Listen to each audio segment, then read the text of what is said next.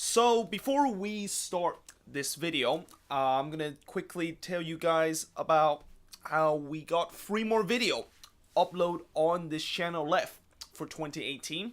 You got this video, which is the biggest disappointment in MLS.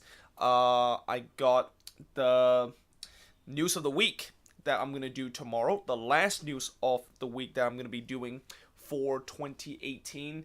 And then I'm also going to be doing the prediction of what exactly is gonna happen next year in MLS. And these are the 25 bold prediction that's gonna happen next year. And actually, there's technically gonna be 4 video because there's gonna be another Sports Hop series episode that's coming out, and that will drop out, I believe, on Sunday. I'm gonna go to a hockey game. Originally there was actually gonna be 2 more Sports Hop series that I'm gonna do. I was supposed to go to a high school soccer game, but I kind of called it off because, one, it's actually very far away. It's at Pittsburgh. I was gonna actually just take Bart to go to Pittsburgh to watch the Pittsburgh Pirates take on the Anza Dons, but I called it off because it was just too far, and also once I go there, I don't know where exactly I'm gonna have to go and eat. There isn't really a lot of place that I found out over there that I can just grab a quick bites before going back home, since the game starts at 6 o'clock. And by the time the game ends at 7:30, I obviously need to get something to eat before heading back. So, yeah, but either way, and that also kind of is the big contribution of why I decided to do this today. Originally, I was going to do it tomorrow because I'm going to go to the game tonight, but since I'm not going, might as well do the biggest disappointment in MLS today, so I don't have to do a double upload tomorrow.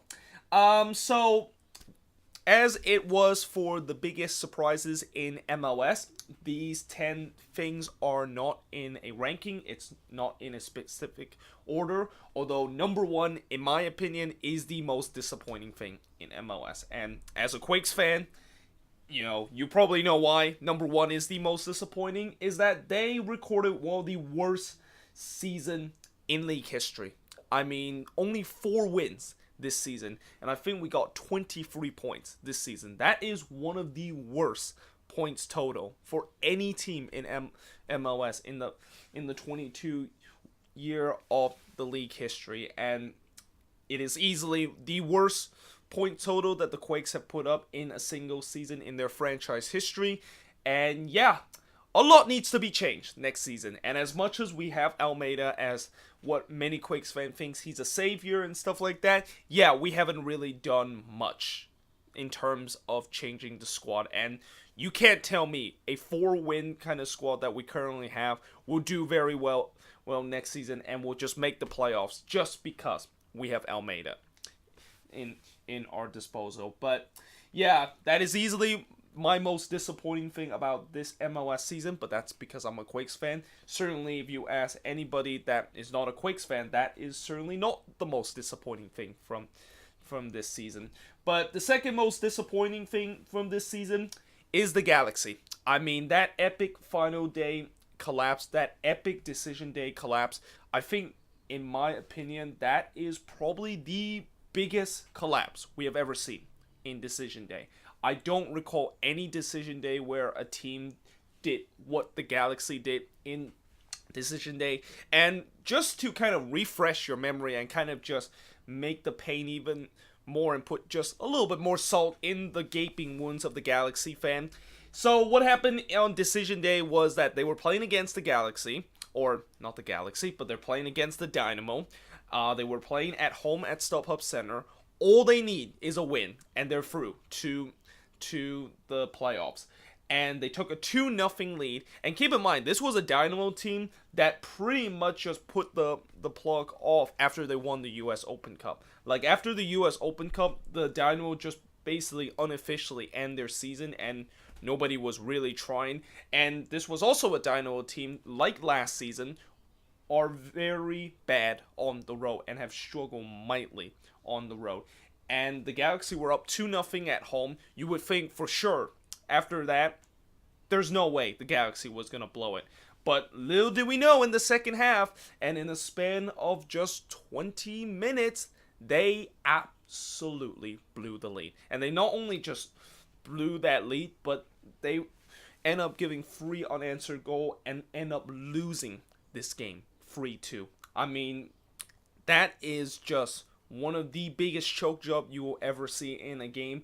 And I think this is kind of rival right up there to last season, where if you want to say which is the biggest collapse a team has suffered, certainly I think FC Dallas from last season in the second half, that was just probably the biggest collapse ever. But this is right up there as the biggest collapse ever. There is no way in the world you are up 2-0 at home and you're playing against a team that is already thinking about going on holiday, and a team that hasn't won on the road in a very long time, and yet you still find a way to lose the game. I mean, even as a rival fan, I am shocked the fact that the Galaxy blew that game to this day.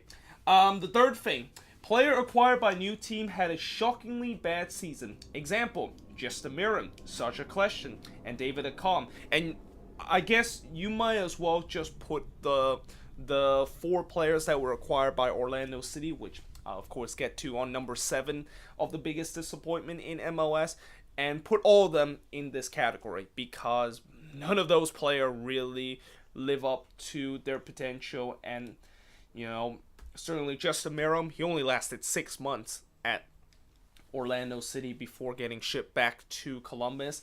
Sasha Kleshin, he had a okay kind of season, but it wasn't what he was brought in. Like, the amount that they brought in, you would expect a little bit more than what he has contributed this season. And also David Akam, yeah, that is probably, I would say, right up there with the Justamirin one as the worst kind of trade of this season. Like, Philadelphia got him for $1 million, and he only scored 1 goal in the entire season. And ironically, that only goal he scored was against his old team, which is the Chicago Fire. So, yeah, these are some of the guys that had absolute shocking kind of season after getting acquired by a new team. And I'm pretty sure these 3 guys are not the only guys. Like I said, you can probably put the whole Orlando City team in this list, and you might even put Andy Polo as another guy that were brought in for the Timber, and he was supposed to be a very promising player for the Timbers. Yeah, he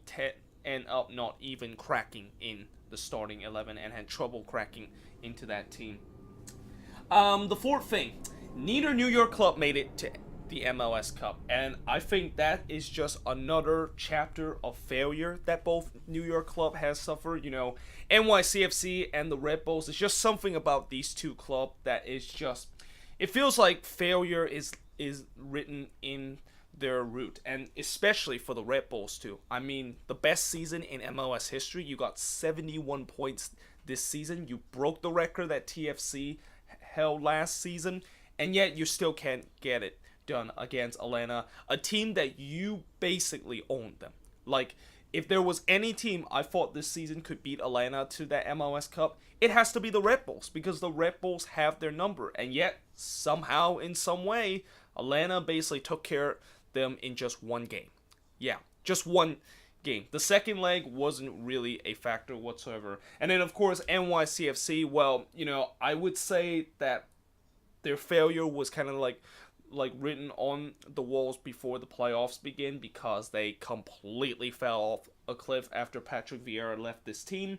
And once they get into the playoffs, yes, they did win 1 game against the Union, and yes, they finally broke that curse of not winning a single series in their franchise history, but it was against the Union, who is another team that has never won a playoff series. So that's a bit of an outlier, and when they play against Atlanta, they got absolutely exposed.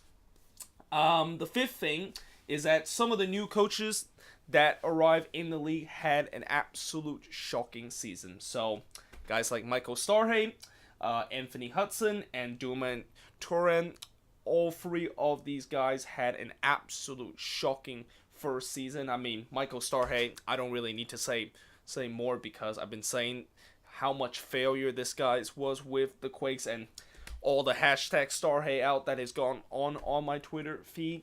Anthony Hudson, I wouldn't say that, I think that's kind of a little bit harsh because Hudson didn't really have a good squad in the first place, but still, you would expect him to do a little bit more. And Dominic Torren, again, it seems like a little bit harsh because he just came in after Patrick Vieira left that club, and he was only taking over for like 5 months and in the entire second half of the season. But when you have a team that was considered the best team in MLS for the first half of the season, and even better than what Atlanta was, there is no way you can take a squad that talented and in the second half of the season completely fall off the map. Like, that is not possible. And what's shocking about this is that NYCFC is not thinking about getting rid of this guy, and I've been saying before how I just don't think Dome Torrent kind of fits with this team. I get that some people say that,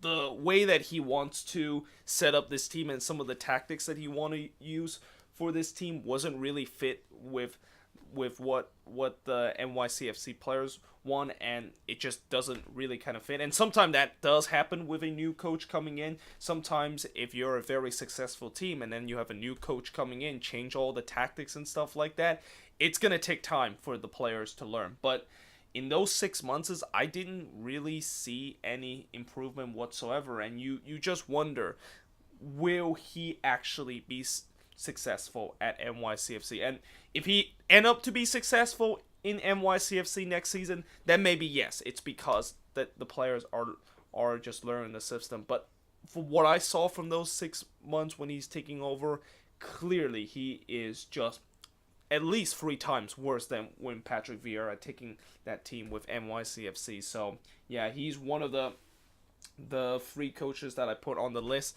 of disappointment. And some people would say, well, what about James O'Connor? I mean, James O'Connor also didn't do very well. Yeah, that's because James O'Connor, when he took over Orlando City, that team was already a train wreck, and that was a Jason Christ team. James O'Connor didn't really bring any new guys to that team, and if you take over a team that's already a train wreck, yeah, you are not going to, unless you know what you're doing and you find a way to fix that train wreck, which James O'Connor couldn't figure it out, yeah, most likely you are not going to have a very good time there. The 6th thing that was the most disappointing thing in MLS is that TFC disastrous year of losing in the CCL final and not making the playoffs. So I talked about this yesterday with my biggest surprises of how TFC was able to beat 2 of the best Mexican team in CCL, which that was really the only highlights of their season, because after that they lost the CCL final to Chivas, in which they were heavily favorites coming into that game and heading into that 2-legged affair, and also not making the playoffs, and the fact that we all thought that they would get their act together in the second half of the season. The reason why TFC was off to such a poor start in the first half of the season is because they're putting all the eggs in the basket of CCL, and that they had to make some sacrifices in terms of those league games. And we thought once they're done with that, they should be back in form and should be back what they were in the last 2 years, which is arguably one of the best MLS team we have ever seen. But nope, instead they never got going, and certainly injuries did play in parts of that. They did suffer some back-breaking injuries to their biggest star throughout the year, but still they just never got it going. Like, we were waiting for them to get this second half resurgence begin, but it just never kicked off for this team. And then the 7th thing is that Orlando City disastrous season after many impressive off-season moves. So again, going back to the 3rd thing, they made so many impressive moves. Guys like Justin Miram, Sasha Kleshin, Ora Russell, and Josue Coleman were part of the 4 acquisitions that they made during the off-season last season, and they were certainly considered the champions of the off-season with those big moves. and it was clear that this team was going to go all in for this season. Well, yeah, that didn't go well whatsoever. And to be fair, Orlando City, they definitely got off to a pretty promising start. They had that 6-game winning streak where a lot of people would believe that, yeah, this team is definitely for real. But then after that 6-game winning streak, that's when it all fell apart. One win in 27 games after that 6-game winning streak. I mean, that yeah, that is a miserable kind of run, whatever you look at, and arguably one of the worst run we have ever seen by an MLS team. So, yeah, this is certainly a disappointment for them, and also just a little bit kind of hint of tomorrow's episode that I'm going to be talking about. It looked like Orlando City is thinking about rebuilding now that they have decided to get rid of their best player in that team, Yoshi Yotun, after he is now traded to Liga MX side Cruz Azul. And yeah, it just felt like Orlando City is starting from scratch, and that this all-in thing that they were going through this year, it was a big failure, and now they have to retool, which makes perfect sense. And then the 8th thing that was the biggest disappointment this season has to do with home team struggle in the playoffs. So I talk about a lot how home teams usually do very well in the playoffs, and I even mentioned it when they changed the playoff format, that home team usually gets a huge advantage in the playoffs because, according to stats, they do very well and they usually win those games. Yeah, this season was different. This season we had a lot of struggle with a lot of home team. I mean, it all started with the knockout round where 3 of the 4 home team that were playing in the knockout round lost in that knockout round. Only NYCFC was the only team that were playing at home were able to win and move on into the next round. The other 3 teams all lost. And then even heading into the semifinal, NYCFC at home, they struggle against Atlanta United. Who else? I'm thinking that also struggle. Seattle, they had a home game where they had a chance to potentially beat their rival and knock their biggest rival out of the MLS Cup contention, but they didn't do it. They lost in penalties. And then heading into the conference final, the Red Bulls, of course, getting knocked out in the second leg, and also Sporting KC getting knocked out in the second leg too. So basically in the conference final, both teams in the second leg that were heading into that second leg, one of them were definitely not a big favorite, and certainly a team that most likely won't move on because the Red Bulls were down 3-0 in that first leg. And I think of all the home teams that did not struggle, Atlanta, I think, was the only home team that you wouldn't say that they really struggle. I mean, some will say, well, what about Sporting KC? Yeah, Sporting KC, I know they didn't lose in any of the home games, but that draw that they suffered in that second leg of the Western Conference final, that 2-2 draw was all it took for them to get eliminated because of the away goal rule. So, yeah, this season, home teams has really struggled, and certainly there's been more away team, more road team were able to get a result from this season playoff than we have seen in the past. And then the last the 9th thing is defending. It seems to be a lost art in MLS, and this has been something that's been I wouldn't say a problem. I mean, depending on what you want to look at it, depending on if you're a guy that likes defending and you like a kind of defensive struggle game, then yeah, this is a huge problem in MLS. But if you're like most fans where, you like to see goals, and usually goals is the one that gets people to go to games and draw up the attendance wise, then yeah, this is not really a disappointment, but more of an encouragement. I mean, this season we had a record amount of goals scored this season, and we also had a record amount of goals that is conceded, and also the top three teams that concede the most goal was the top three goals that have ever conceded in a single season by any MLS team. And what that means is that, in other words, the three teams that conceded 70 plus more goals, Orlando City, Minnesota, the Quakes, those three teams that conceded more than 70 goals, yeah, they basically joined Minnesota of last season as the only three teams, or the only four teams, that have conceded 70 plus goal in a season. I mean, I think going back a couple of years ago, you wouldn't think a team would concede 70 goals. You have to be super bad to concede 70 goals in a season. But this season, we had three teams that achieved that mark. And I guess the reason why more teams are conceding and why we just seen so many goals in these last couple of years has a lot to do with teams' focus on attacks. I mean, when you look at some of the biggest signing we have this season, and when you look at many of the teams, what are their biggest ambition and who do they usually sign to basically help their roster?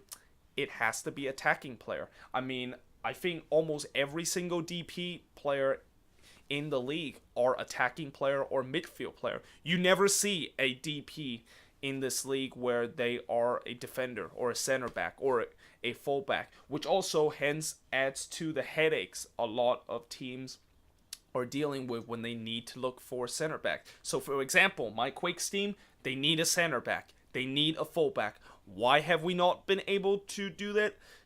As much as I'm very frustrated to really want to have an answer to that, I think the answer to that is that there's just no good fullback in this league. There's no quality fullbacks in this league. There's not really a ton of good defenders in this league that you would say that they are truly elite. And even this season, when you see some of the teams that have been in the past been very good defensive teams like Sporting KC, for example, they struggle mightily. The league right now is moving to an age where teams are focused on attacking first and then defense second. And when you have that kind of mindset, that's why the goals are just going straight up. And that is why that you're going to see more teams concede more goals, and why we had so many games that were like 3-2, 4-3, 5-4, 6-3, and something like that. It was just crazy number that we definitely did not expect from the past season. So in some way, depending on how you look at it, maybe defense should be a bit of an issue, and I guess maybe that is also a thing that a lot of foreigners kind of criticize MLS. The fact that, besides the fact that they think this is a retirement league, which that is no longer true, even though we're still bringing some retirement guys from, or big European start and coming to MLS just for retirement. You know, the second thing that people would think about is the defending in this league. And when you see some of the games, and if you show them some of the high scoring games, and even maybe the low scoring game, you can tell that they would just say that, yeah, why is that center back way out of position? Why are they're so bad in terms of defending? That's like schoolboy defending in many ways. And then finally, in terms of the 10th thing that was the biggest disappointment, is referee in MLS and the inconsistency of VAR. And I'm not going to spend a lot of time talking about this because I made a video about this.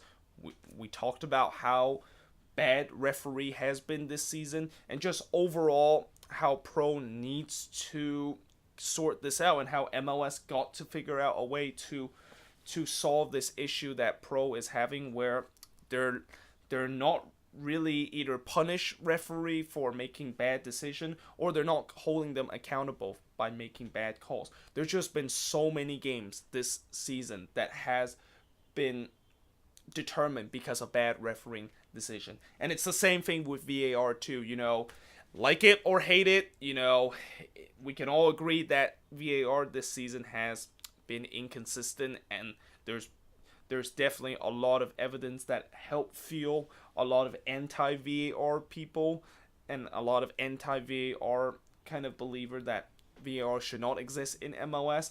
But there's also been some good things that VAR prevent some of the bad calls that ultimately could have been a different outcome of what the game would be without VAR. So in some ways there was some good and there was some bad, and I guess maybe that is something that the most of the league around the world that is having VAR is trying to figure it out. But I just think that MLS might be one of those league that is worse in terms of implement VAR. I think the worst league, in my opinion, implement VAR is still the Bundesliga, with that whole scandal of how they handle VAR and how there was like a kind of match fixing kind of, or VAR fixing kind of moment from them, I believe in last season, where some of the referee were just tampering with some of the decision and kind of rigging some of the decision in favor of another team. So yeah, but still MLS implement VAR is still right behind where Bundesliga is implement VAR, which is not very good. But either way, that is pretty much it for the biggest disappointment in MLS. Let me know in the comments below what do you think of these disappointment, and also let me know in the comments below what other biggest disappointment you can think of this season. And I actually forgot to mention it for the biggest surprise video, where I also would ask you what you think are the other biggest surprise in MLS this season. So make sure you guys leave that in the comments below. And yeah, hope you guys enjoyed this video. If you do, make sure you guys leave a like, smash that subscribe button, and I will see you guys next time.